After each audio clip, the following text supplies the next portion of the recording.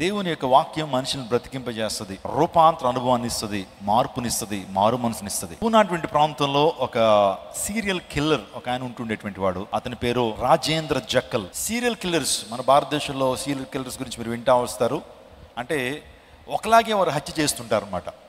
కొన్ని లక్షల రూపాయలు, కోట్ల రూపాయలు కొంతమంది దగ్గర తీసుకుని హత్యలు చేస్తుంటారు. వాళ్ళని సీరియల్ కిల్లర్స్ అంటారు. ఈ రాజేంద్ర జక్కల్ అనేటువంటి యొక్క నరహంతకుడు అనేకమైన హత్యలు చేశాడు. ప్రభుత్వానికి విరోధంగా చాలా కార్యాలు చేసినటువంటి రాజేంద్ర జక్కల్ని ఒకరోజు పోలీస్ వ్యవస్థ పట్టుకున్నారండి. రిమాండ్లో ఉంచారు.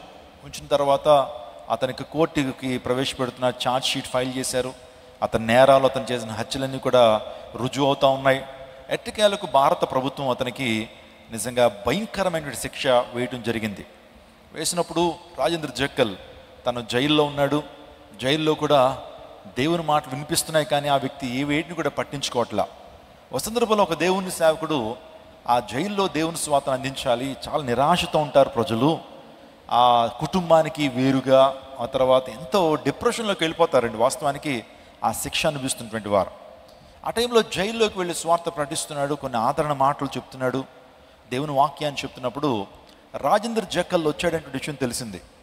దేవుని సేవకుడు రాజేంద్ర జక్కల్ని కలవాలనే ఉద్దేశంతో లోపలికి వెళ్ళడానికి ప్రయత్నం చేశాడు. కానీ ఆ వ్యక్తి చాలా క్రూరుడు, ఒక రకంగా చెప్పిన నరహంతకుడు, నరరూప రాక్షసుడు. ఆ వ్యక్తి దేవుని వాక్యం అన్నా, ప్రార్థన అన్నా, దేవుని సేవకులన్నా అసిస్టం ఉండదు. అలాంటి టైంలో దేవుని సేవకుడు ప్రయాసపడ్డాడు, ప్రయత్నం చేశాడు దేవుని స్వాదను ప్రకటించడానికి. కానీ ఆ వ్యక్తి రిసీవ్ చేసుకోవాలి. ఫస్ట్ టైం, సెకండ్ టైం వెళ్ళాడు, సెకండ్ టైం కూడా రిసీవ్ చేసుకోలేదు. పరిశుద్ధాత్మ దేవుడు చెప్తున్నాడు, అతనికి కనీసం ఈ కొత్త నిబంధన బైబిల్ని అతని చేతికి అందించగలిగితే దేవుని వాక్యం అతనితో మాట్లాడుతుంది, అతని జీవితంలో పరివర్తన వస్తుంది అని ఎప్పుడైతే దేవుని ద్వారా ఆదేశించబడిన దేవుని సేవకుడు చాలా జైలు సెల్లోకి ఆ పరిశుద్ధ గ్రంథాన్ని విసిరేస్తాడండి. అంటే చేతికిస్తే తీసుకోడు, కానీ ఆ పరిశుద్ధ గ్రంథాన్ని ఎప్పుడైతే లోపలికి విసిరేశాడో చూశాడు, గమనించాడు. ఏదో బైబిల్ అనుకున్నాడు, నేను అస్సలు చదవకూడదని అనుకున్నాడు ఆ వ్యక్తి. అలాంటి సందర్భంలో దినాలు గడుస్తూ ఉన్నాయి. జైల్లో శిక్షణ అనుభవిస్తున్నాడు. ఒకరోజు ఎందుకో ఆ గ్రంథాన్ని చదవాలనిపించింది. ఆ గ్రంథాన్ని చదవాలని ఒక్కసారిగా గ్రంథాన్ని ఇలా ఓపెన్ చేసేటప్పటికి మత్తయి సువార్త 11:28 ఉన్నటువంటి మాట, ఆల్రెడీ అది ఒక క్రొత్త బైబిల్ కాదండి, ఆల్రెడీ ఒక వ్యక్తి ద్వారా చదవబడినటువంటి బైబిల్ అది. ఆ బైబిల్లో ఉన్నటువంటి ఆ మాటను అండర్లైన్ చేయబడిన మాటను ఎప్పుడు చదివాడు. అదేంటంటే, ప్రయాసపడి భారం మోసుకున్న సమస్యలారా నా ఎద్దుకు రండి, నేను విశ్రాంతిని ఇస్తాను. ఆ మాటను చదువుతున్నాడు. చాలా మంచిది అనిపించింది, నాకు విశ్రాంతి దొరుకుతుందట. హృదయంలో చాలా కలవరం ఉంది, చాలా ఆందోళన ఉంది. తన మరణశిక్షకు పాత్రుడు అవుతున్నటువంటి ఆ వ్యక్తి తన జీవితంలో ఆ మాటను చదువు ఇంకా పేజీలా తిప్పుతా ఉన్నాడు. అక్కడ ఇంకొక మాట చదివాడు యోహాను సువార్తలో, యేసు చెప్పెను, నేనే మార్గమును, సత్యమును, జీవమును. ఇంకా కొన్ని మాటలు ఆ మాటలు చదువుతా ఉన్నాడు. అదేంటంటే, నా శాంతినే మీకు అనుగ్రహిస్తున్నాను, అది లోకం ఇచ్చేటువంటి శాంతి వంటిది కాదు. ఈ వచ్చిన భాగాలన్నీ కూడా చదువుతూ తన జీవితంలో దేవుని వాక్యం ఎప్పుడైతే తన హృదయంలోకి వెళ్తుందో, పరిశుద్ధాత్మ దేవుడు తనతో ఎప్పుడైతే మాట్లాడుతున్నాడో, మెల్లగా తన జీవితంలో పరివర్తన వస్తూ ఉంది. రాజేంద్ర జక్కల్ జీవితంలో కొన్ని దినాలకే దేవుని వాక్యాన్ని చదివాడు. ఒకరోజు దేవుని సేవకుని తన దగ్గర పిలిపించుకున్నాడు. తన సందేహాలన్నీ కూడా అడిగాడు. నాకు కూడా రక్షణ ఉంటుందా? దేవుడు నన్ను కూడా ప్రేమిస్తున్నాడా? ఇంత ఘోరమైన పాపిని నన్ను కూడా దేవుడు క్షమించి ప్రేమిస్తాడా అని అంటే, ఎంత ఘోర పాపినైనా దేవుడు ఏం చేస్తాడు? క్షమిస్తాడయ్యా అని సువార్త చెప్పినప్పుడు ఆ జైల్లోనే రాజేంద్ర జక్కల్ అనేటువంటి ఆ యొక్క సీరియల్ కిల్లర్ యేసుక్రీస్తు ప్రభుకు తన జీవితాన్ని సమర్పించాడు. గట్టిగా చప్పలు కొడుతూ దేవుని మహిమపరచండి. చూడండి, యేసుక్రీస్తు ప్రభు ఈ లోకానికి వచ్చింది మానవ హృదయాన్ని మార్చడానికి, పాడైపోయిన మానవ జీవితాన్ని బాగు చేయటానికి, చీకటితో ఉన్నటువంటి మానవ జీవితాన్ని వెలుగుమయం చేయటానికి సర్వశక్తుడైనటువంటి దేవాదేవుడు, సమీపింపురాని తేజస్సులను అమృతం కలిగినటువంటి జ్యోతిర్మయుడకు దేవుడు ఈ లోకానికి అర్థించాడు. నిజమే, యేసుక్రీస్తు ప్రభువారు మనల్ని తన యొక్క అమూల్యమైన నిష్కలంకమైన రక్తము చేత దేవాదేవుడు మనకు కడుక్కున్నాడు. యేసుక్రీస్తు ప్రభు యొక్క రక్తం ఏంటంటే హెచ్బి అండి. హెచ్బి పాస్టర్ గారు, హెచ్బి అనేది లేదు కదండి. ఏ ఉంది, బి ఉంది, ఏబి పాజిటివ్ ఉంది, ఓ నెగిటివ్ ఉంది, ఓ పాజిటివ్ ఉంది. 4 బ్లడ్ గ్రూప్లే కదా ఉన్నాయి. హెచ్బి బ్లడ్ గ్రూప్ ఏంటని అంటారా? అది ఏసైకి ఒక్కడికే ఉంటుంది. ఈ ప్రపంచంలో మనిషి అన్నవాడికి ఏ ఒక్కరికి ఆ బ్లడ్ గ్రూప్ లేదు. అదే HB stands for holy blood. ఆయన కన్య గర్భాన్ని జన్మించాడు, పరిశుద్ధుడికి లోకాన్ని జీవించాడు, పరిశుద్ధమైన రక్తాన్ని ఆయన మన కోసం కార్చాడు. నిజమే, ఎవడైనా క్రీస్తునందున ఎడల వాడు నూతన సృష్టి. 2 కొరింథీయులకు రాసిన పత్రిక 5:17 ఎవడైనను క్రీస్తునందున ఎడల వాడు నూతన సృష్టి, పాతవి గతించును, ఇదిగో సమస్తమును నూతనమాయను. ఈ రోజున నీ జీవితాన్ని దేవుడు నూతన పరిచేటువంటి వాడు. నూతన స్వభావాన్ని ప్రభు ఇస్తాడు. నూతన హృదయాన్ని మీకు ఇస్తానని వాగ్దానం చేశాడు. అదే యెహెజ్కేలు గ్రంథము 36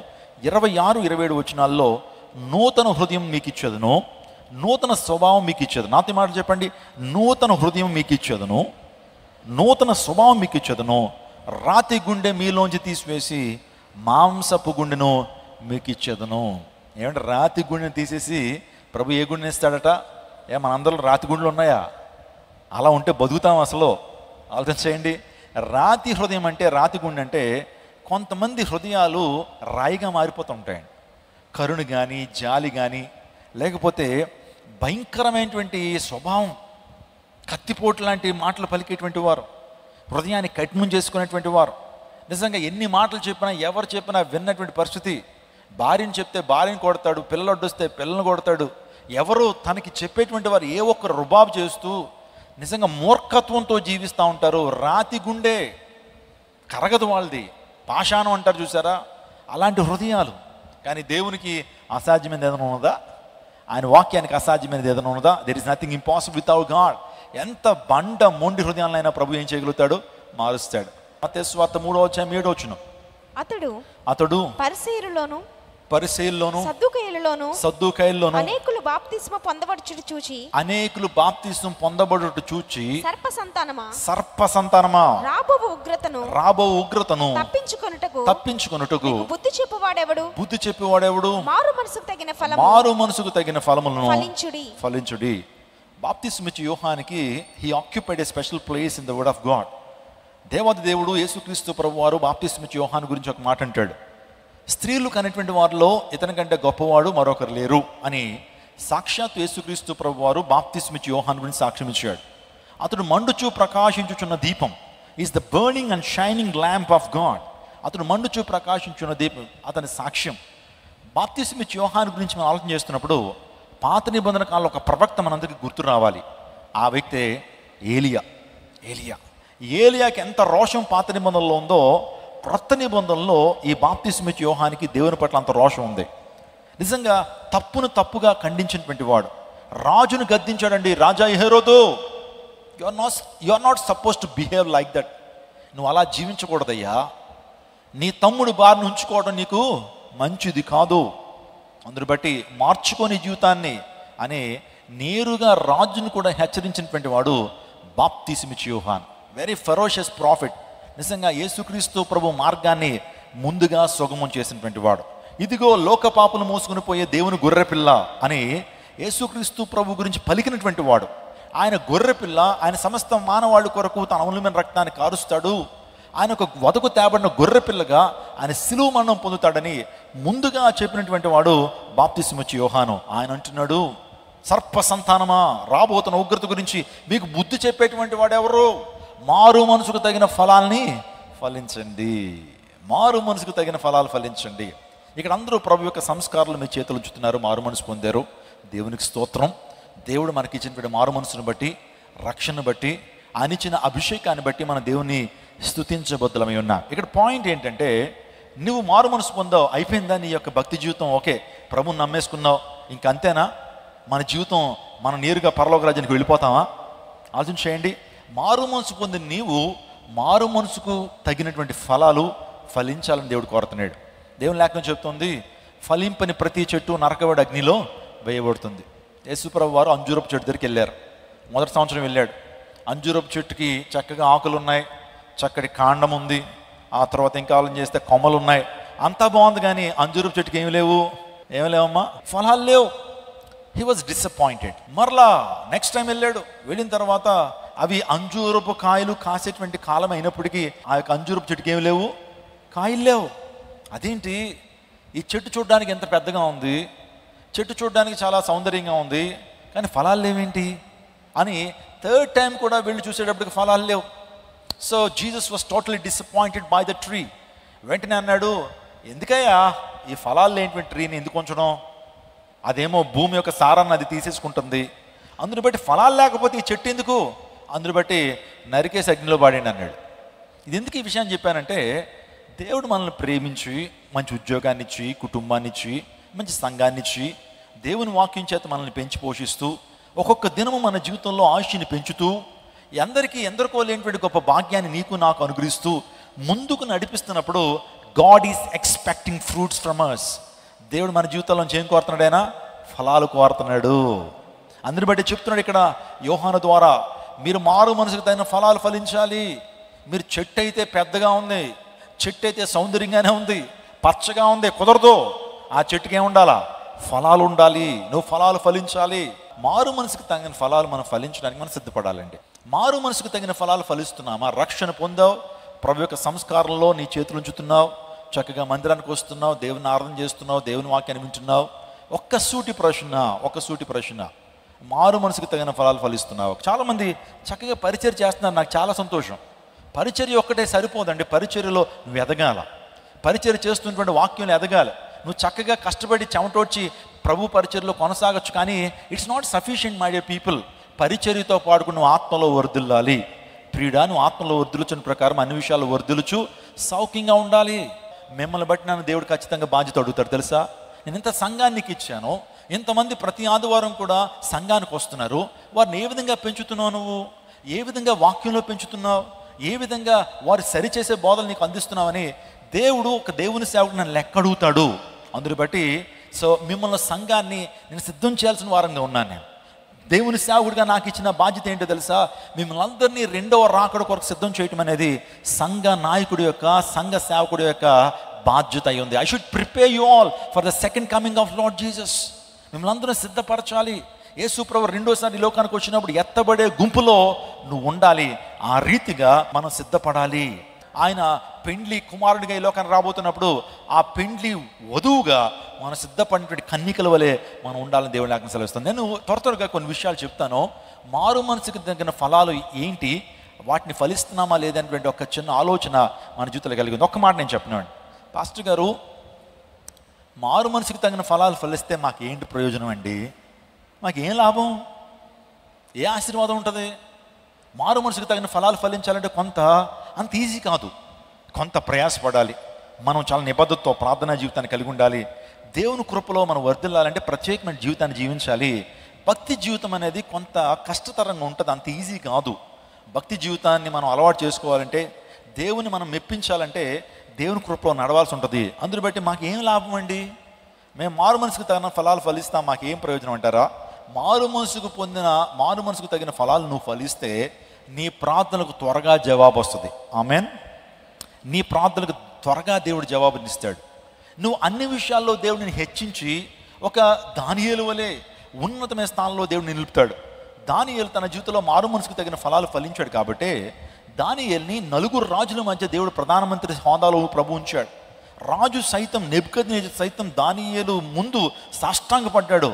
నువ్వు దేవతల జ్ఞానం కలిగినటువంటి వాడివి, అందుని బట్టి ముద్దు పేరుగా నేను బెల్తషాజరుని పిలుచుకుంటానయ్యా దానియేలు, నిజంగా గొప్ప దేవతల జ్ఞానం కలిగినటువంటి వాడివి అని మారు మనసుకు తగిన ఫలాన్ని దానియేలు ఫలించాడు. కాబట్టి దానియేలు ఉన్నతమైన స్థానానికి ప్రభు నడిపించాడు. ప్రధానమంత్రి స్థానంలో అతను ఉంచాడు. ఆ బబులోను సామ్రాజ్యంలోను, మాదియా పారసీకుల సామ్రాజ్యంలోను, ఆ తర్వాత ఇంకా మనం ఆలోచన చేస్తే మాదియా పారసీకుల సామ్రాజ్యంలో కోరేషు యొక్క అధికారంలో కూడా దానియేలుని గొప్ప ప్రధానిగా దేవుడు ఉంచాడు. అందుని బట్టి నీకు ఎన్నో ప్రయోజనాలు ఉన్నాయి. మారు మనసుకు తగిన ఫలాలు ఫలించడం ద్వారా 1 కాదు, 2 కాదు, 3 కాదు, అనేకమైనటువంటి ప్రయోజనాలు నీకున్నాయి. అందుని బట్టి దేవుడు అంటున్నాడు మారు మనసుకు తగిన ఫలాలు ఫలించాలి. నేను ఒక మొదటి మాట చెప్తాను, అదేంటంటే మారు మనసుకు తగిన ఫలాలను ఫలించేటువంటి వాడు ఆరాధనను నిర్లక్ష్యం చేయడు. చెప్పండి అందరూ కూడా. దేవుని ఆరాధన ఏం చేయడు? ఆదివారం దేవుని మందిరాన్ని ఏం చేయడు? నిర్లక్ష్యం చేయడు. నువ్వు దేవుని యొక్క వాక్యాహారం నీకు దొరకకపోతే నీ ఆత్మ సంతుష్టిగా ఉంటుందా? నీ యొక్క ఆత్మ బలంగా ఉంటుందా? శరీరానికి మనం చక్కగా ఆహారం పెడుతున్నాం. ఉదయాన్నే లేకగానే బ్రేక్ఫాస్ట్ అంటాం, మధ్యాహ్నం లంచ్ అంటాం, మళ్ళీ సాయంకాలం స్నాక్స్ అంటాం, మళ్ళీ ఈవినింగ్ ఏమంటాం? డిన్నర్ అంటాం, మళ్ళీ పడుకునే ముందు ఏమంటాం? చక్కగా పాలు తాగి పడుకోవాలంటాం. శరీరానికి ఇంత చక్కగా నువ్వేం చేస్తున్నావు? పోషణ ఇస్తున్నావు. మరి లోపల ఉంటున్న నీ ఆత్మకు పోషణ వద్దా? దేవుని వాక్యమైన ఆహారము నీ యొక్క ఆత్మకు వద్దా? ఒకవేళ దేవుని వాక్యం నీ యొక్క ఆత్మకు రాకపోతే, నీ ఆత్మకు అందకపోతే నీ యొక్క జీవితంలో నీ ఆత్మ కృషించిపోతుంది. అందుని బట్టే ఆ పౌలు అంటాడు, మా యొక్క బాహ్య పురుషుడు కృషించుచున్నను, మా ఆంతర్య పురుషుడు రోజు రోజుకి నూతన పరచబడుతున్నాడు, బలపరచబడుతున్నాడట. ఏంటి బాహ్య పురుషుడు అంటే ఎవరు? What is outer man and what is inner man? చెప్పండి. బాహ్య పురుషుడు అంటే ఎవరు? ఆంతరంగిక పురుషుడు ఎవరు? బాహ్య పురుషుడు అంటే శరీరం. రోజు రోజుకి కృషించిపోతున్నాను. నిజమే, వయసు పెరుగుతున్న కొలది మన శరీరంలో మెటబాలిజం ఉంటుంది. ఏంటి చెప్పండి అందరూ కూడా? మెటబాలిజం ఉంటుంది. ఆ మెటబాలిజం రోజుకి ఏమవుతుందంటే క్షీణత వస్తుంది. వయసు పెరుగుతున్న కొలది అరుగుదల శక్తి, ఏమండి యవన కాలంలో ఏది మరలో ఆడేసినా సరే, మరలో పడేసినా ఈజీగా అరిగిపోయేది. ఏమండి ఎంత చెత్త పాడేసినా, ఎంత ఒక రకంగా చెప్పాలి రోడ్డు మీద కనిపించేటువంటి ఆహారాలన్నీ కూడా తిన్నా ఇట్టే అరిగిపోయేది. కానీ వయసు పైబడుతున్న కొలది మన యొక్క బాడీ అడ్జస్ట్ అవ్వదు.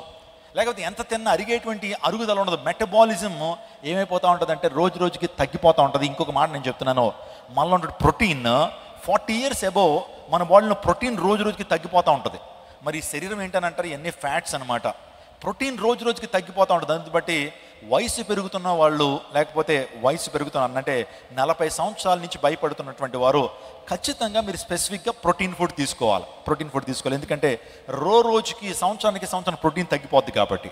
ఒక 10 సంవత్సరాల తర్వాత పాలిమ్యాన్ ఎలా ఉండడు, ఏమంటే క్షీణత ఉంటుంది, నా ముఖంలో వర్చస్సు తగ్గుతుంది. ఇంకా చెప్పాలంటే బాడీ షేప్ మారిపోతూ ఉంటుంది. మెల్లమెల్లగా నాలో కొద్దిగా ఏమవుతుంది, మార్పులు వస్తాయి. యవన కాలంలో ఉన్నట్టు ఈ శరీరం ఉండదు.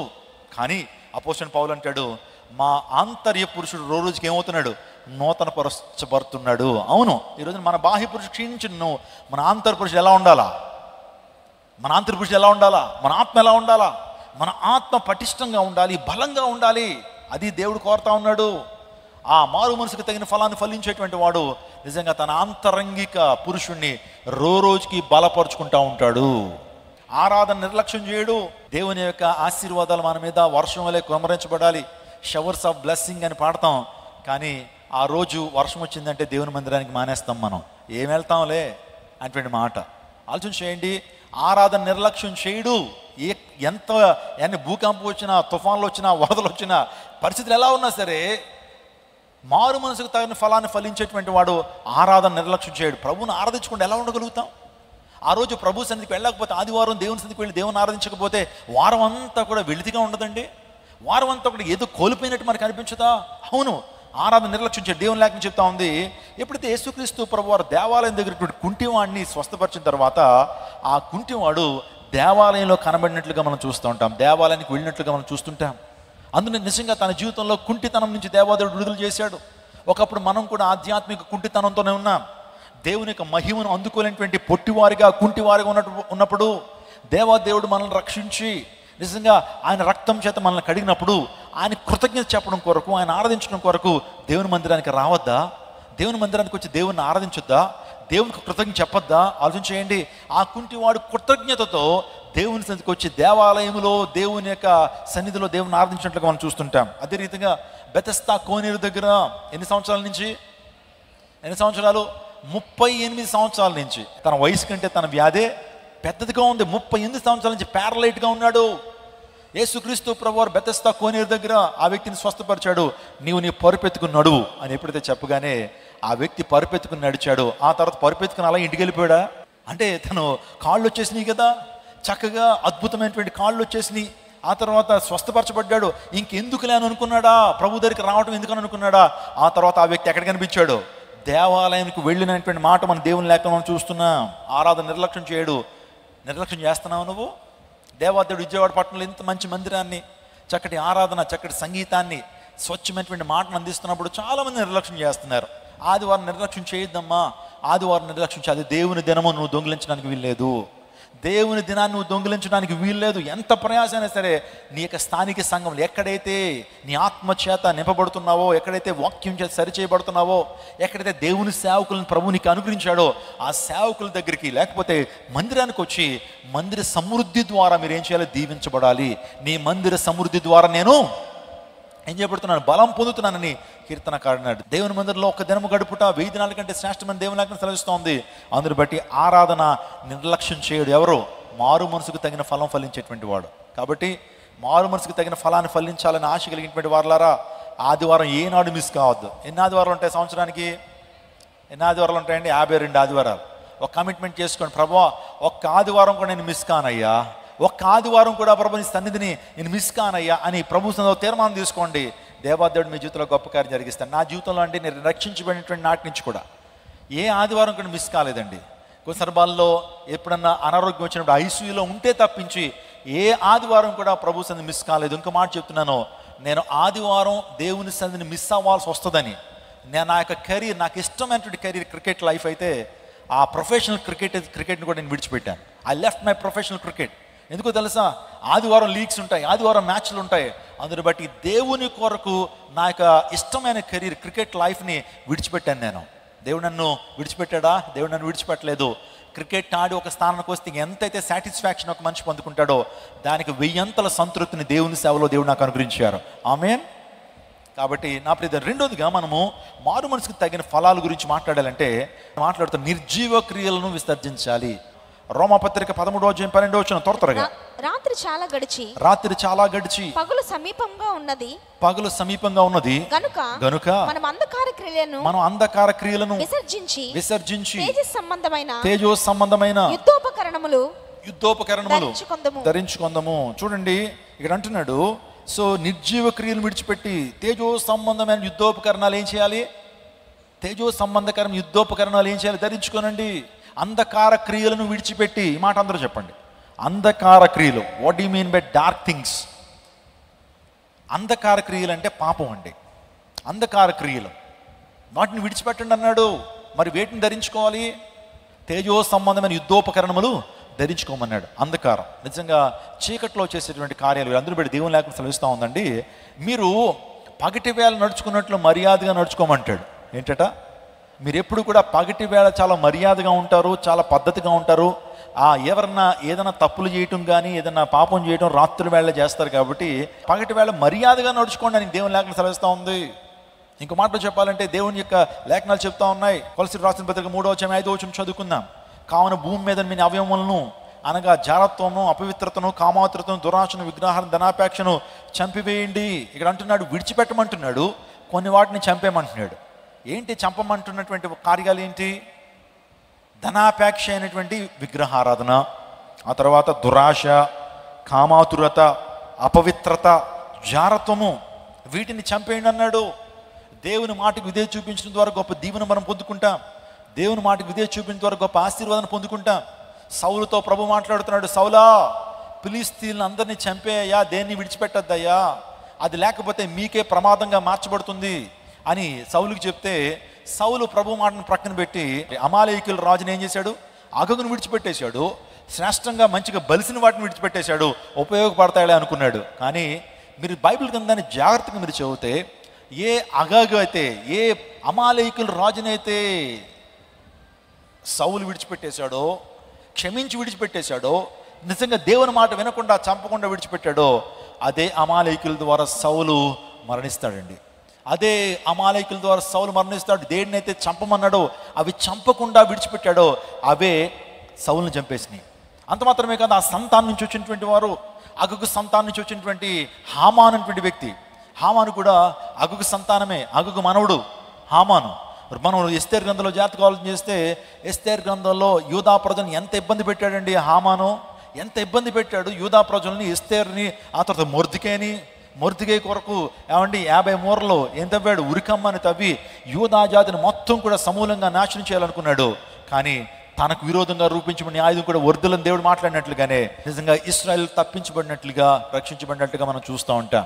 ఆలోచన చేయండి, మన జీవితాల్లో వేటినైతే ప్రభు చంపేయమన్నాడో వాటిని చంపేయాలి. నీ కోపాన్ని ప్రభు చంపేయమన్నాడు, ఆ కోపాన్ని బట్టి నీ జీవితంలో ఎంతో ఎంతో ఎంతో ఎంతో పర్యవసానాలు నీ జీవితంలో అనుభవిస్తున్నావు కదా. చాలామంది ఈ రోజున దేవుడు ఏమైతే చంపమన్నాడో వాటి చంపకపోవడం ద్వారా అవే వారిని జీవితంలో చంపేస్తున్నావు. ఒక మాట నేను చెప్పనివ్వండి, నువ్వు పాపాన్ని చంపకపోతే ఆ పాపం నిన్ను చంపేస్తుంది. ఏదో ఒక రోజున నువ్వు పాపాన్ని చంపకపోతే ఆ పాపం నిన్ను చంపేస్తుంది. రాజానగరం అనే ప్రాంతంలో ఒక పాములు పట్టేవాడు ఉన్నాడండి. ఆయన పాములు పట్టి ఆడిస్తూ ఉంటాడు. ఒకసారి మా తండ్రి గారు చెప్పారు, బాబు ఆ పాములతో ఆటలు వద్దయ్యా, అవి విషపూరితమైనటువంటి సర్పాలవి, జాగ్రత్త, అవి కాటేస్తే చనిపోతావయ్యా. కోర్స్ నీ దగ్గర మెడిసిన్ అవైలబుల్గా ఉందనుకోండి, అది నీకు అందుబాటులో లేకపోతే ఆ విష సర్పాలు ఎప్పుడైతే నేను కాటేస్తే జాగ్రత్త, నీకు పిల్లలు ఉన్నారు, భార్య ఉన్నారు, నీ ప్రొఫెషన్ మార్చుకో అయ్యా అని అంటే, మాకు అలవాటేనండి, మాకు అలవాటే, పాములు పట్టడం తెలుసు, ఒకవేళ కరిచినా త్వరగా మందులు వేసుకోవడం తెలుసు అని మాట వినలేదు. కానీ ఒకరోజు పేపర్లో అతని యొక్క ఫోటో వేసి రాజానగర్లో అతని పేరు ఒకటి ఉన్నది, ఆ పేరు కలిగినటువంటి ఆ వ్యక్తి పాము కాటుకు మరణించాడని రాశారు. చాలా బాధపడ్డారు మా తండ్రి గారు. అయ్యో, ఈ వ్యక్తి ఆ పామును విడిచిపెట్టామన్నాం కానీ విడిచిపెట్టలేదు. ఒకరోజు అదే పాము అతను ఏం చేసింది, కాటేసింది. పాపం అనేటువంటిది ఒక పాము అలాంటిదైతే, ఏ పాపాన్ని అయితే నువ్వు పెంచి పోషిస్తున్నావు ఒకనాటికి అది ఏం చేస్తుంది, పాలేసి పెంచుతారు కొంతమంది, పాపాన్ని పాలేసి పెంచుతూ ఉంటారు. ఆ పాపం మనల్ని ఏనాటికైనా సరే మనల్ని ఏం చేస్తుంది, కాటు వేసి చంపేస్తుంది. అందుని బట్టి సో పాముని ఏ విధంగా నువ్వు చంపేయాలో, ఇంట్లో పాము ఉందని తెలిసిన తర్వాత వెతికి ఏ విధంగా చంపేస్తావో, నీ యొక్క జీవితంలో కూడా పాపాన్ని కూడా ఆ విధంగా చంపకపోతే ఆ పాపం నీ కుటుంబాన్ని రూన్ చేసేస్తుంది, ఆ పాపం నీ జీవితాన్ని చంపేస్తుందని దేవుని లేఖనాలు సెలవిస్తూ ఉన్నాయి. కాబట్టి నిర్జీవ క్రియలు, వాట్ యు మీన్ బై నిర్జీవ క్రియలు? నిర్జీవ క్రియలు అంటే విడిచిపెట్టినటువంటి గతంలో చేసిన పాప క్రియలన్నీ నిర్జీవ క్రియలే. గతంలో మనం మారు మనసు పొందక క్రితం లోకలు ఉన్నప్పుడు మనం చేసిన నిర్జీవ క్రియలు, మనం చేసిన కార్యాలన్నీ కూడా నిర్జీవ క్రియలే. మళ్ళా నీ జీవితంలోకి వచ్చి ఏలుబడి చేస్తున్నాయా? మరలా నీ జీవితంలోకి వచ్చి ఏలుబడి చేస్తున్నాయా? సౌలుతో అన్నాడు చంపే, ఇంకా ఏంటయ్యా రంకెలు వినపడుతున్నాయి, ఆ యొక్క ఎద్దుల శబ్దాలు వినపడుతున్నాయి, గొర్రెల శబ్దాలు వింటున్నాయి, చంపేశావా? చంపేశాను ప్రభువా, మరేంటి ఆ కేకలేంటి అన్నాడు సమూయేలు. వాస్తవానికి చంపేశానని చెప్పాడు కానీ ఇంకా ఉన్నాయి గారిలో, ఇంకా విడిచిపెట్టేశాడు. అవే చంపేసిన ఒక రోజున ఎవరిని, సౌలుని. ఇక్కడ ఆధ్యాత్మిక మర్మ అని చెప్తున్నాను ప్రియవన జనాంగం, especially I'm talking to the young people. నీ జీవితంలో ఏదైతే జారత్వం చేస్తూ ఉన్నావో, లేకపోతే అపవిత్రత కలిగి జీవిస్తున్నావో, నీ యొక్క తల్లిదండ్రులు తెలియకుండా నువ్వు జారత్వంలో ఉన్నట్లయితే వెంటనే ఆ రోజున చంపే.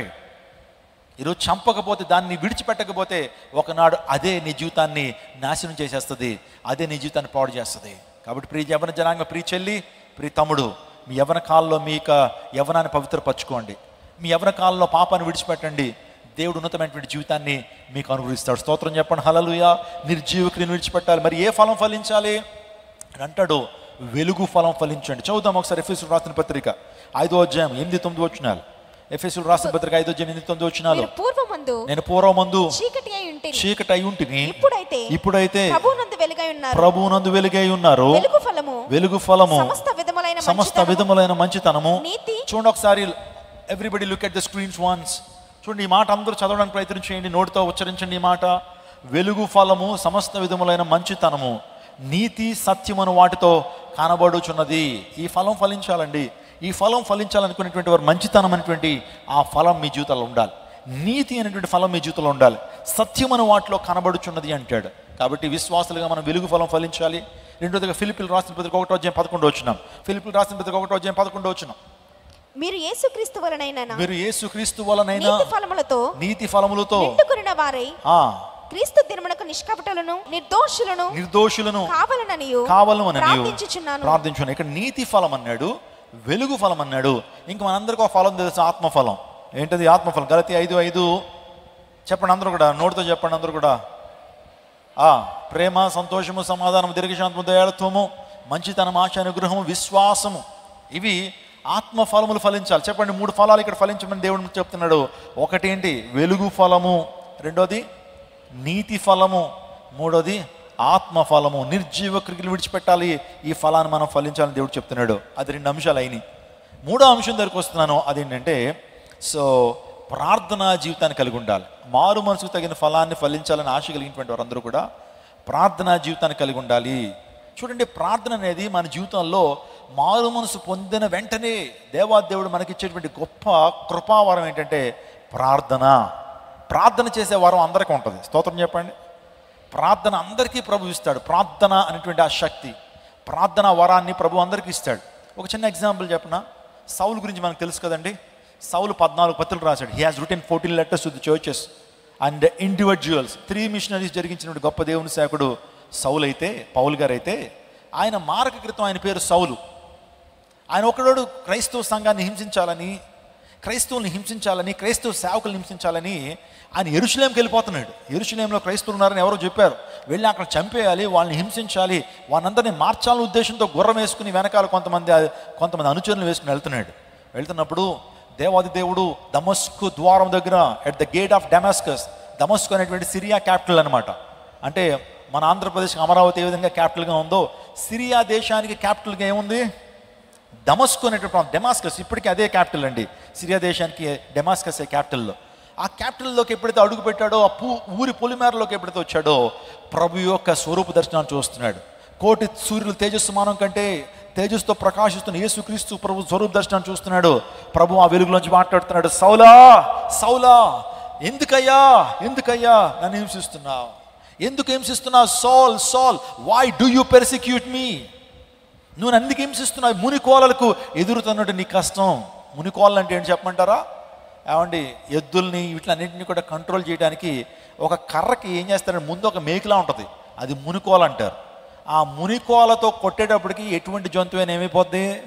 సరైపోద్ది, సెట్ అయిపోద్ది.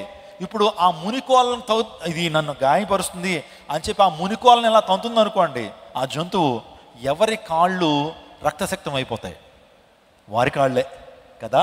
అందులో ఇప్పుడు దేవుడు అన్నాడు, మునికోళ్ళకి ఎదురుతున్నాడు, నీ కష్టమయ్యా సౌలు అని ఎప్పుడైతే ప్రభు మాట్లాడాడో, ఎట్టకేలకు సౌలు రక్షించబడ్డాడు. ఆమేన్. రూపాంతర అనుభవాన్ని పొందుకున్నాడు. రక్షించబడిన తర్వాత అక్కడ ఉన్నటువంటి దేవుని సేవకుడికి దేవుడు మాట్లాడుతున్నాడు, పరిశుద్ధాత్మ దేవుడు మాట్లాడు, అన్నయ్య తార్సు వాడినటువంటి సౌలు ప్రార్థన చేస్తున్నాడయ్యా, వెళ్ళి మాట్లాడన్నాడు. అయ్యా ఏం మాట్లాడుతున్నావు అయ్యా? క్రైస్తవుల్ని హింసించాలి, చంపాలని ఉద్దేశం కలిగినటువంటి సౌలు ప్రార్థన చేస్తున్నాడా? How is it possible? అది ఎలా సాధ్యం అని నిజంగా అననీయ మాట్లాడు. లేదయ్యా, అతడు రక్షించబడ్డాడు, ప్రార్థన చేస్తున్నాడు. నాకు అర్థం కాలేదు ఏంటంటే, సౌలుకు ప్రార్థన చేయమని ఎవరు చెప్పారు? సౌలుకు ప్రార్థన చేయమని ఎవరు చెప్పారు? ఏమండి, తను రక్షించబడగానే ప్రార్థన చేయమని ఎవరు చెప్పారు? ఆలోచించి ఎవరు చెప్పనక్కర్లా. పుట్టినటువంటి బిడ్డ తల్లి గర్భంలోంచి బయటికి రాగానే ఏడుస్తాడా ఏడవడా?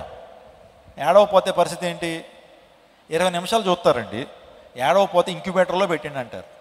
లేకపోతే బిడ్డలో ప్రాణం లేదు తీసుకెళ్ళిపోండి అంటారు. బిడ్డ పుట్టగానే జన్మించగానే ఏడవాలి, ఏడవపోతే బిడ్డలో ప్రాణం లేనట్టే. అలాగే మనం కూడా నూతన జన్మానుభవం పొందుకున్న తర్వాత, అంటే మారు మనసు పొందిన తర్వాత మనం కూడా ఏడవాలి. దాన్నే ఏడవటం అనేటువంటిది ఆధ్యాత్మిక పరిభాషలో ప్రార్థన అంటారు. నీకెవరు చెప్పనక్కర్లా. నువ్వు నిజంగా రక్షణ పొందినటువంటి వ్యక్తివైతే, నీ మారు మనసు రక్షణ కరెక్ట్ అయితే నువ్వు ప్రార్థన చేస్తావు. ప్రార్థన ఆత్మను పొందుకుంటావు, ప్రార్థన చేయడానికి ఇష్టపడతావు. నీకు ప్రార్థన ఇష్టం అవ్వట్లేదు, ప్రార్థన చేయట్లేదంటే నీ రక్షణలో ఏదో తేడా ఉంది. అర్థమవుతుందండి? ఎవరు చెప్పలేదు సౌలుకి ప్రార్థన చేయమని, కానీ రక్షించబడగానే అతను ప్రార్థన చేయడం మొదలెట్టాడు. స్తోత్రం చెప్పండి, హల్లెలూయా. మనం కూడా కేకలు పెట్టాలి, మనం కూడా ఏడవాలి, మనం కూడా కేకలు పెట్టాలి. భర్తమే కేకలు పెడుతున్నాడు బిగ్గరగా, దావీదు కుమారుడా యేసు నన్ను కరుణించు, దావీదు కుమారుడా యేసు నన్ను కరుణించని బిగ్గరగా కేకలు వేస్తున్నాడట. ఎందుకంటే కరుణించమని కేకలు వేస్తున్నాడు. భర్తమే క్యాన్సర్ దొరికింది. నిజంగా సౌలు కూడా తన జీవితం ఇంకా నన్ను బలపరచయ్యా, మరలా మారు మనసుకు తగిన ఫలాన్ని నేను ఫలించాలి అని ప్రభుత్వంలో ప్రార్థన చేసినటువంటి సౌలు జీవితాన్ని ప్రభు పౌలుగా మార్చి అద్భుత రీతిగా వాడుకున్నాడు. క్రైస్తవ ప్రపంచానికి 14 పత్రికలు రాశాడు. ఆ తర్వాత 3 మిషనరీ యాత్రలు జరిగించి అనేకమైన దీవెనకరంగా మారినటువంటి సౌలు పౌలుగా మార్చబడిన విధానం మనం చూస్తున్నాం. ఎవరు చెప్పారు ప్రార్థన చేయమని? నీకెవరు చెప్పనక్కర్లేదు, కానీ నువ్వు మారు మనసుకు తగిన ఫలాన్ని ఫలించాలని ఆశ కలిగిన నీవు ప్రార్థన చేయాలండి. ప్రార్థన చేయకపోతే మన ఆత్మ చనిపోతుంది. ప్రార్థన లేకపోతే మనము శక్తిహీనులుగా మార్చబడతాం. ప్రార్థన లేకపోతే శత్రువు చేతికి చిక్కేస్తాం. ప్రార్థన లేకపోతే పాపం చేతికి చిక్కేస్తాము. ప్రార్థన లేకపోతే లోకము మనల్ని ఆకర్షించేస్తుంది. లోకపు యొక్క ఆశలకు లోనైపోతామండి. ప్రార్థన ఏం చేస్తుందంటే నీ చుట్టూరు కూడా ఒక కంచె వేస్తుంది. స్తోత్రం చెప్పండి. నువ్వు చేసే ప్రార్థన నీ బిడ్డలకి నీకు ఒక రక్షణగా ఉంటుంది, ఒక కంచె. దుష్టుడు అంత ఈజీగా నేను టచ్ చేయలేడు. నీ చుట్టూరు కూడా ఒక ఫెన్సింగ్ ఉందనుకోండి, నీ దగ్గరికి ఎవరైనా రాగలుగుతారా? నీ దగ్గరికి ఎవరు రాగలుగుతారా? ఒకవేళ వచ్చినా సరే ఆ ఫెన్సింగ్ కాపాడుతుంది. ప్రార్థన నీ జీవితానికి ఒక కంచిగా ఉంటుంది, నీ కుటుంబాన్ని కాపాడుతుంది. ప్రార్థన నీ బిడ్డల్ని ఎవరి కాలంలో ఉన్నట్టు నీ బిడ్డల్ని నువ్వు చేసే ప్రార్థన కాపాడుతుంది.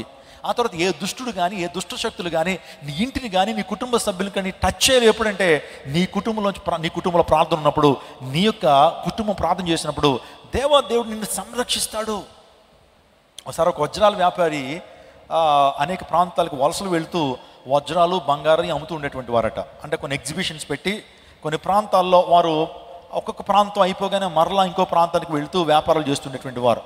సో అలాంటి టైంలో ఒక వజ్రాల వ్యాపారి తను తయారు చేసినవన్నీ కూడా కొన్ని ప్రాంతాలు తీసుకెళ్ళి అమ్ముతూ ఉన్నప్పుడు ఒకరోజు కొంతమంది దొంగలు చూశారట. చూసి అద్భుతంగా వ్యాపారం చేస్తున్నాడు, వజ్రాలు ఉన్నాయి, బంగారం ఉంది, ఆ నగలు ఉన్నాయి, ఈ వ్యక్తి దగ్గర ఎలాగన్నా సరే దొంగిలించాలని చెప్పి దొంగల ముఠా దిగారట.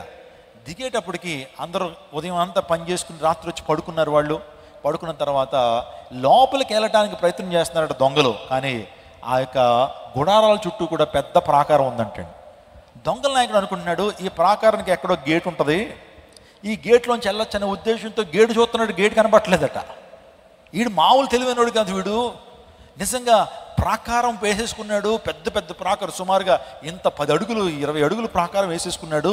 ఎలా వెళ్తారు లోపలికి వెళ్ళు అని చెప్పి మొదటి రోజు వచ్చాడట. మొదటి రోజు తన యొక్క పన్నాగం ఫలించలేదు, దొంగతనం చేయలేకపోయారు. మళ్ళీ రెండో రోజు వచ్చాడు. రెండో రోజు కూడా చుట్టూరు ఏముంది, ప్రాకారం ఉంది. వీళ్ళు చాలా పగడ్బందీగా ఉన్నారు. ఎప్పుడు ప్రాకారం కట్టుకుంటున్నారు వీళ్ళు అనుకుని చెప్పి దొంగోళ్ళు వెళ్ళిపోయి మనం ఇక్కడ దొంగతనం చేయలేమని చెప్పి వెళ్ళిపోయారట. వెళ్ళిపోయిన తర్వాత సుమారుగా 3-4 నెలలు అయిపోయింది. వెళ్ళిపోతూ ఆ దొంగలు ఇప్పుడు ప్రాకారం ఎలా ఉందో చూద్దాం, ఏదైనా అవకాశం ఉంటే లోపలికి వెళ్ళడానికి ఏదైనా అవకాశం ఉంటే దొంగతనం చేద్దామని చెప్పి మళ్ళా ముఠ 4 నెలల తర్వాత వచ్చేటప్పటికి మొత్తం ప్రాకారం అలాగే ఉందట. కానీ ఒక చోట మాత్రం మనిషి దూరేటువంటి కన్నం పడిందట. ఏముంది, మనిషి దూరేటువంటి కన్నం పడింది. అప్పుడు వెంటనే దొంగల నాయకుడికి అసలు ఇంత పెద్ద ప్రాకారం గురించి మిస్టరీ ఏంటో తెలుసుకోవాలి, ఎందుకు ఈ కన్నం పడిందో అడుగుదామని చెప్పి లోపలికి వాళ్ళు వెళ్ళి దొంగతనం చేయడానికి వెళ్లకుండా లోపలికి వెళ్ళి వాళ్ళని లేపి, సార్ మాకు ఒక సందేహం ఉంది, ధర్మ సందేహం, దాన్ని తీర్చండి. వాస్తవానికి మా ప్రొఫెషన్ ఏంటంటే రాబరీ చేయటం, దొంగతనం చేయటం. ఇదే ప్రాంతానికి 4 నెలల క్రితం వచ్చినప్పుడు ఎక్కడా కూడా ఏం లేదు, లోపలికి వెళ్ళడానికి ఆస్కారమే లేదు. కానీ ఇప్పుడు ఈ యొక్క ప్రాకారానికి చిన్న రంధ్రం ఏర్పడింది. ఏంటి సార్ దీని యొక్క మర్మం అంటే అప్పుడు ఆ యొక్క వజ్రాల వ్యాపారి చెప్తున్నాడట, అయ్యా ఒక విషయం చెప్పాలి, మేము ఉదయం అంతా వ్యాపారం చేస్తాం, మరలా రాత్రి ఇంటికి వచ్చేటప్పటికి నాతో పనిచేస్తున్న సిబ్బంది, నేను నా కుటుంబం అంతా కూడా మేమందరూ కూడా కుటుంబ ప్రార్థన చేస్తాం, మేమందరూ కూడా ప్రార్థన చేస్తాం. ఆ ప్రార్థనలో మేము చేసింది ఏంటి తెలుసా ప్రభువా, మా ఆస్తిని కాపాడటానికి పోలీసు వ్యవస్థ లేదు, మా ఆస్తిని కాపాడడానికి ఎవరు లేరు, కానీ మా ఆస్తిని కాపాడేటువంటి వాడు నీవే, అందుని బట్టి నీవే ప్రాకారంగా ఉండయ్యా అని ప్రార్థన చేస్తాం. నిజంగా వాస్తవానికి మేము ఏ ప్రాకారం వేసుకోలేదయ్యా, నిజంగా మీరు చూసింది దేవుడే మా ఆస్తిని కాపాడుతున్నాడు, దేవుడే మా ప్రాణాన్ని కాపాడుతున్నాడు. ప్రార్థన ద్వారా చుట్టూరు కూడా దేవుడు ఒక కంచి వేశాడు. కానీ మరి ఇప్పుడు ఆ హోల్ పడ్డానికి కారణం కూడా చెప్పేస్తున్నాను. బిజీ అయిపోయి, వ్యాపారంలో బాగా బిజీ అయిపోయి, ఇంకా అధిక ధనం మీద వ్యామోహం పెరిగిపోయి మేము ప్రార్థన వదిలేసామయ్యా. గతించిన కొన్ని రోజుల నుంచి బాగా శరీరం అలసిపోయిందని చెప్పి తినేసి పడుకుంటున్నాం. అందుని బట్టి ఈ ప్రాకారానికి ఏమొచ్చింది, మనిషి దూరేటువంటి చిల్లు ఏర్పడింది. My dear brothers and my dear sisters, can you please know the importance of the prayer in your family. ప్రార్థన ఎంత గొప్పదంటే నువ్వు చేసే ప్రార్థన నీ పిల్లల చుట్టూ దేవుడు కంచును ఉంచుతాడు. ఏ దుష్టుని కన్ను, ఏ యవనస్తుని కన్ను, యవన అమ్మాయిలు అయితే యవనస్తుని చూపులు కానీ మీ బిడ్డల మీద పడకుండా, మీ బిడ్డలు పరిశుద్ధంగా జీవించడానికి, దుష్టుడు వారిని తాకకుండా, లోకంలో ఈడ్చుకుని వెళ్ళిపోకుండా తల్లిదండ్రులు చేసే ప్రార్థన ఎలా ఉంటుంది, ఒక రక్షణగా ఉంటుంది, ఒక ఫెన్సింగ్లా ఉంటుంది. అందుని బట్టి ఇంత శక్తివంతమైన ప్రార్థన ఎందుకు మీరు మిస్ చేసుకుంటున్నారు? ఎందుకు ఇంత శక్తివంతమైన ప్రార్థన ఒక అరగంట మీరు చేయలేరా? ఒక అరగంట సమయాన్ని కేటాయించుకుని కుటుంబం అంతా కూడా ప్రార్థన చేయలేరా? అన్నిటికీ సమయాన్ని ఇస్తాం, మనం అన్నిటికీ సమయాన్ని ఇస్తాం. క్రికెట్ మ్యాచ్ చూడడానికి సమయాన్ని ఇస్తాం, కుటుంబం అంతా కలిసి షాపింగ్ వెళ్ళడానికి సమయం ఇస్తాము, ఆ తర్వాత ఫోన్లో గంటలు మాట్లాడడానికి సమయాన్ని ఇస్తాము. కానీ ఎందుకు ప్రార్థన చేయడం ఒక అరగంట? Why don't you redeem some time to pray? ఎందుకు ఒక అరగంట సమయాన్ని ఎందుకు రిడీమ్ చేయలేకపోతున్నాం? మనం ఎందుకు విడిపించలేకపోతున్నాం 24 గంటల్లో? కాబట్టి నా ప్రియ దేవజనాగమ, ప్రార్థన లేకపోతే, ప్రార్థన చేయకపోతే మారు మనసుకు తగిన ఫలాన్ని మనం ఫలించలేం. Pray in the Lord's will. Prayer changes things. Prayer brings victory. Prayer helps us to know the God's will. Prayer brings great revival in your family. ప్రార్థన చేయండి. నిజంగా సాతాడు అన్నీ చేయమంటాడు, కూర్చో దేవుని సేవడు ఇంకో అరగంట వాక్యం చెప్తే తిను అంటాడు, మంచి ఇన్ఫర్మేటివ్గా ఉంది అంటాడు. కానీ ప్రార్థన అనేటప్పటికి ఎక్కడలేని విసుగుదల వచ్చేస్తుంది. ఎందుకో ఉపవాస ప్రార్థనకు మనం రాము, ఆల్ నైట్ ప్రార్థనకు రాము, రివైవల్ మీటింగ్స్కి వస్తాం కదండి. ఇంకా మనం ఇంకా మంచి మంచి మీటింగ్స్, ఆల్ నైట్ ప్రేయర్లకి, ఫాస్టింగ్ ప్రేయర్లకి మనకి ఎందుకో మనసు ఒప్పదు. కానీ that is more essential for our spiritual growth. అది మన యొక్క ఆధ్యాత్మిక జీవితానికి చాలా చాలా ఉపయోగకరమైనది. ప్రార్థన జీవితాన్ని కలిగి ఉండాలి. ఏకాంత ప్రార్థన, సంఘ ప్రార్థన, వ్యక్తిగత ప్రార్థన, మొర్రపెట్టు ప్రార్థన, కుటుంబ ప్రార్థన, ఈ ప్రార్థనా జీవితాన్ని కలిగి ఉండాలి. Let me ask a question as your servant of God. Let me ask a question as your pastor. Are you having family prayer in your families? దయచేసి ఎంతమంది కుటుంబ ప్రార్థన చేస్తున్నారో చేతులు చూపిస్తారో. కళ్ళు మూసుకుంటున్నాను. Praise the Lord. I'm so happy for you. Praise the Lord. కుటుంబ ప్రార్థనలు ఇంకా స్టార్ట్ చేయకపోతే please start family prayer in your family. అరగంట సమయం, లేకపోతే పావు గంట, పోనీ 10 నిమిషాలు స్టార్ట్ చేయండి. కుటుంబం అంతా కూర్చోండి, భార్యాభర్తలు ఇద్దరు కూర్చోండి, బిడ్డలు కూర్చోబెట్టండి. ఎవరో చదువుకోవాలంటాడా, ఎవరో చదువుకుని 10 నిమిషాలు ఉండు, తర్వాత చదువుకుందాం కన్విన్స్ చేయండి. సో ఇన్ఫ్లుయెన్స్ చేయండి. ప్రతి తండ్రి కూడా తన పిల్లల్ని ఇన్ఫ్లుయెన్స్ చేయాలి. అందులో ప్రార్థన కొరకు సమావేశపరచండి. You will see great miracles in your family. ఆమేన్. మీరు గొప్ప అద్భుతాలు మీ జీవితంలో చూస్తారు. కాబట్టి ఎంతమంది చేస్తారు రేపటి నుంచి? ఓకే, ఐఎమ్ బిసీచింగ్, బతిమలాడుతున్నాను, మీరు ప్రార్థన చేయండి. మీరు ప్రార్థన చేయండి. అలా ప్రార్థన చేయకపోతే మారు మనసుకు తగిన ఫలాన్ని ఫలించేటువంటి వారు ఉండరు.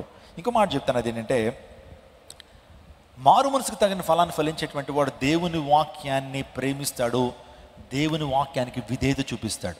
ప్రైజ్ లార్డ్ చెప్పండి.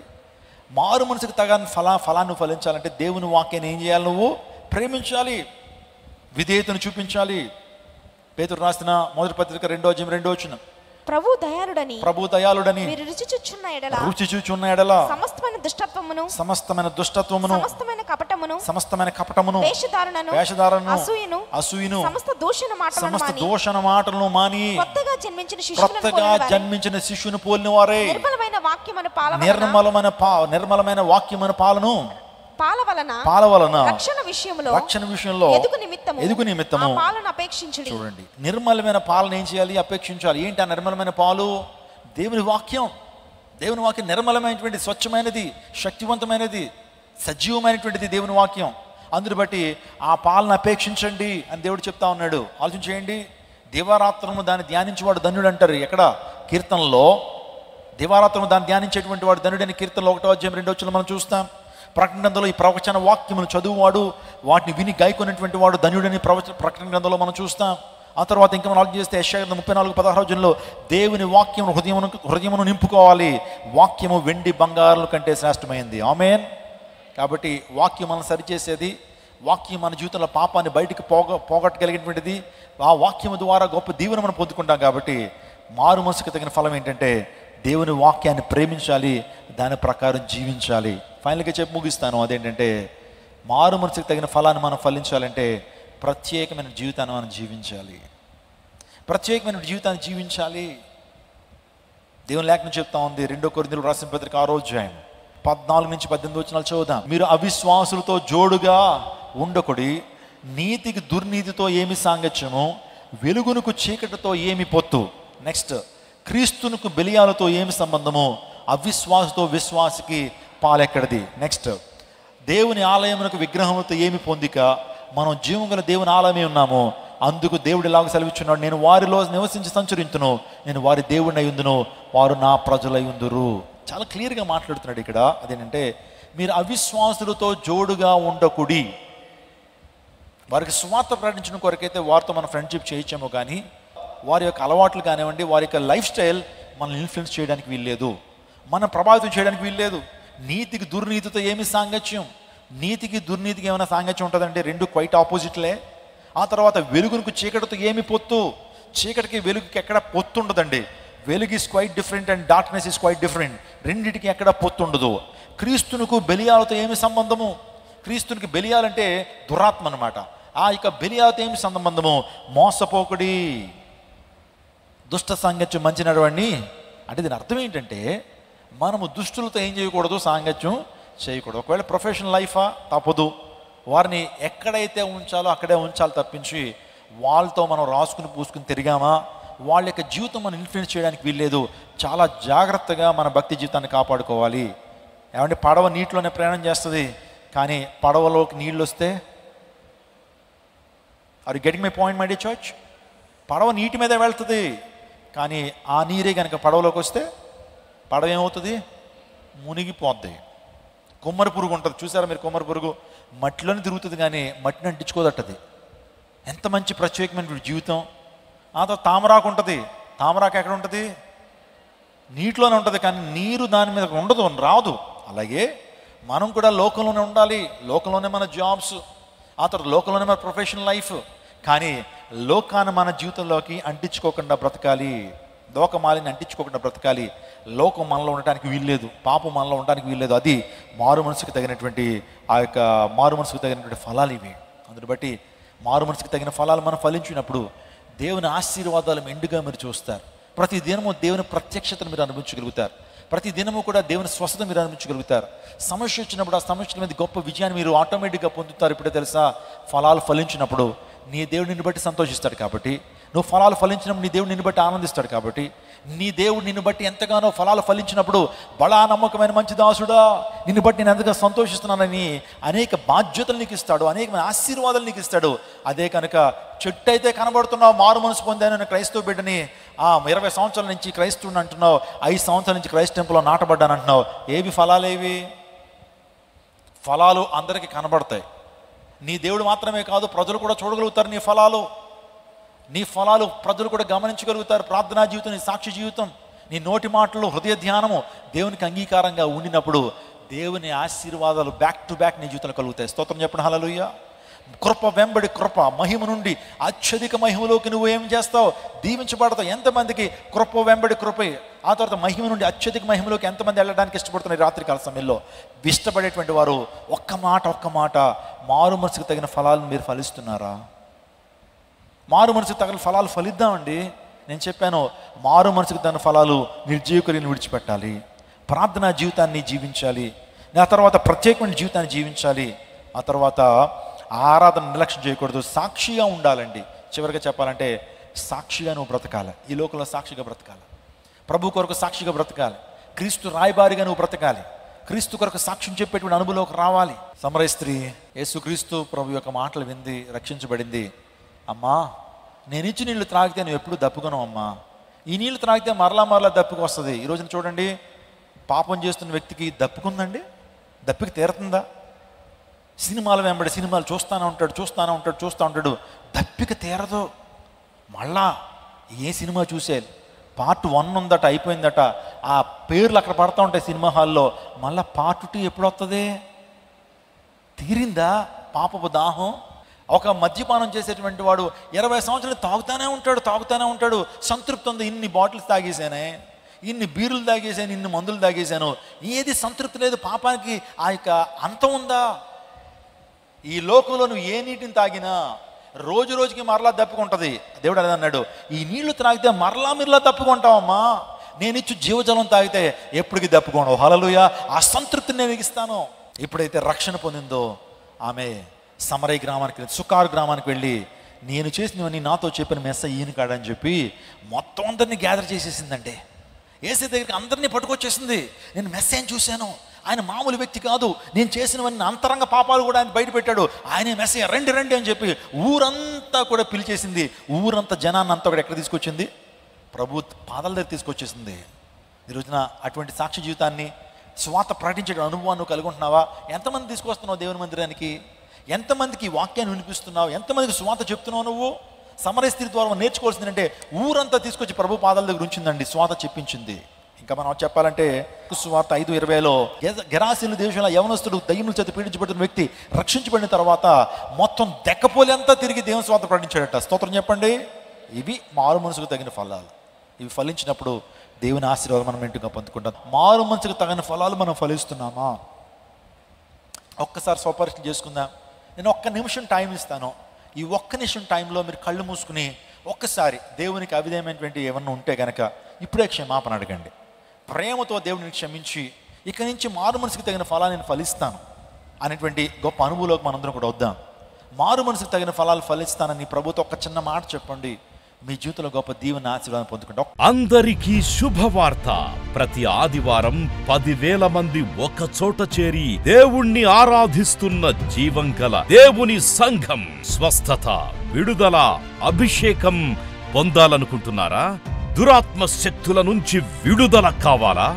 ఆర్థిక ఇబ్బందుల నుంచి విడుదల కావాలా? సంతానలేమితో బాధపడుతున్నారా?